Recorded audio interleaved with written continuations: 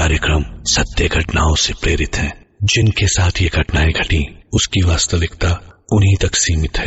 भूत प्रेतों और असामान्य विषयों के होने पर चैनल कोई दावा नहीं करता और न ही प्रोत्साहन करता है। अरे जल्दी चलो, ज्यादा देर हो गई तो धूप चढ़ जाएगी। उसके बाद इस 3 घंटे की ड्राइव का मजा ही नहीं रहेगा। घड़ी की तरफ देखा तो शुक्रवार का दिन सुबह के 9 बजे थे। तभी अंदर से आवाज आई, हाँ आती हूँ। भाविन और हेतल सूरत में रहते थे, जहां से दमन कुछ 2.5 घंटे की दूरी पर था। दोनों की शादी को कई साल हो गए थे और हेतल के कई बार कहने के बाद ये 3 दिन का एक छोटा सा हॉलिडे प्लान हुआ। हल्की हल्की बारिश उनके इस खूबसूरत से लॉन्ग ड्राइव को और भी अच्छा बना रही थी। बारिश के कारण गाड़ी धीमे ही चल रही थी, पर शुक्र इस बात का था कि अब धूप की कोई टेंशन नहीं थी। करीबन दोपहर के 12 बजे दोनों बीच के पास एक होटल में पहुंचे। होटल में चेक इन करने से पहले बाहर एक बोर्ड देखा था जो पुराना होने की वजह से जगह जगह से उखड़ा हुआ था।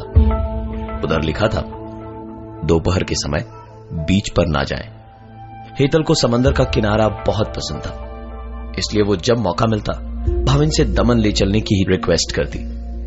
काफी साल बाद जाकर हेतल की ये बात भाविन ने आखिरकार रख ली और उसे घुमाने ले आया दमन। हेतल ने दोपहर के समय ही भाविन से बीच पर चलने की जिद करी और उसकी इस जिद के सामने भाविन की एक न चली।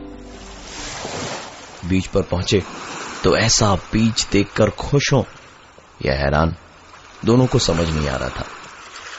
इंसान तो दूर दूर तक कोई जानवर भी उन्हें नजर नहीं आ रहा था बीच पर। दोनों को दूर से इस सुनसान से बीच पर एक आदमी हाथ में कैमरा लिए उनकी ओर आता हुआ दिखाई दिया। ये उन कैमरामैन में से एक है जो अक्सर आपको बीच पर दिखाई देते हैं। दोनों ने उससे अपनी बहुत सारी फोटोज खिंचवाई और कहा कि उन्हें इन फोटोग्राफ्स के प्रिंट नहीं चाहिए, वो उसकी मेमोरी कार्ड से फोटो लैपटॉप में कॉपी कर लेंगे तो वो उनकी होटल आकर उन्हें मेमोरी कार्ड दे दे।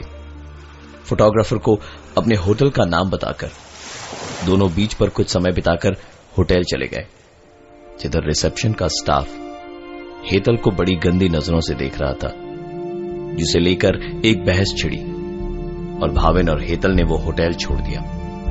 जैसे ही वो होटल से बाहर निकले उन्हें वो फोटोग्राफर मिला जो उन्हें दूसरे होटल तक ले गया। दूसरे होटल में चेक इन करके भाविन अपने कमरे में मेमोरी कार्ड से फोटोज कॉपी कर ही रहा था और कैमरामैन लॉबी में उसका इंतजार कि तभी फोटोग्राफ्स को देखकर भाविन को बहुत जोर का झटका लगा और वो सीधा नीचे दौड़ता हुआ कैमरामैन की तरफ पहुंचा, पर कैमरामैन वहां था ही नहीं। फोटोज उन्होंने बीच पर खिंचवाए थे, पर मेमोरी कार्ड में फोटोज उनके घर से लेकर अभी तक की सारी थी। इसका मतलब ये कैमरामैन बहुत टाइम से उनका पीछा कर रहा था, मगर क्यों ये किसी को मालूम नहीं था। भाविन हेतल को कमरे में आराम करने के लिए छोड़कर सीधा पुलिस स्टेशन गया रिपोर्ट लिखवाने। भाविन की बात सुनकर पुलिस उसके साथ बीच पर गई, जो बीच थोड़ी देर पहले सुनसान था। वो शाम होने की वजह से अब खचाखच भरा पड़ा था। फोटोग्राफर्स वहां इतने थे कि किसी एक को खोजना रेत में सुई ढूंढने के बराबर था। काफी देर तक खोजबीन के बाद भी जब पुलिस के हाथ कुछ नहीं लगा तो उन्होंने दोबारा उस कैमरामैन का हुलिया कंफर्म किया और कुछ पता लगने पर भाविन को बताएंगे ऐसा कहकर चले गए।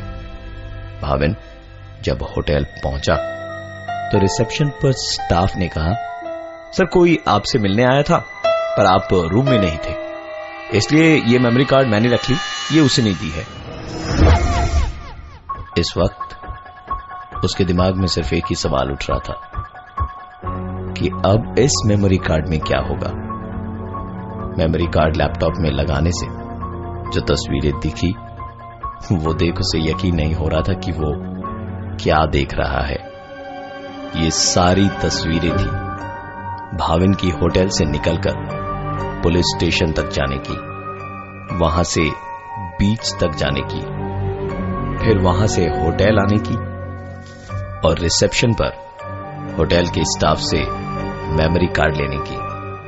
और आखिरी तस्वीर थी वो जहां वो अपने लैपटॉप पर इन सारी तस्वीरों को देख रहा था।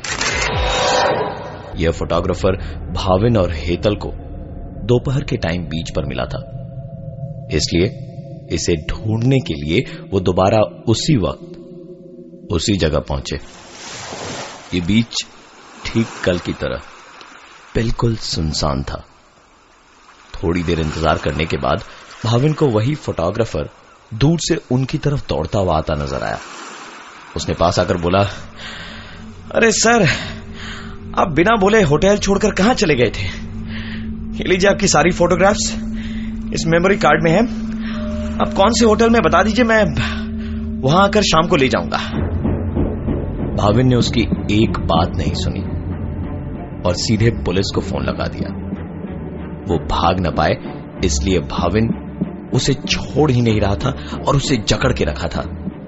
मानी मन भाविन को इतना सुकून था कि कम से कम अब वो परेशान नहीं होगा और उसे पता चलेगा कि आखिर ये कर क्यों रहा था ऐसे। थोड़ी देर में पुलिस वहां आई और उसे गिरफ्तार करके ले गई। जाते जाते भाविन से कहा कि आप आराम से होटल जाइए, हम पूछताछ करके आपको बताते हैं।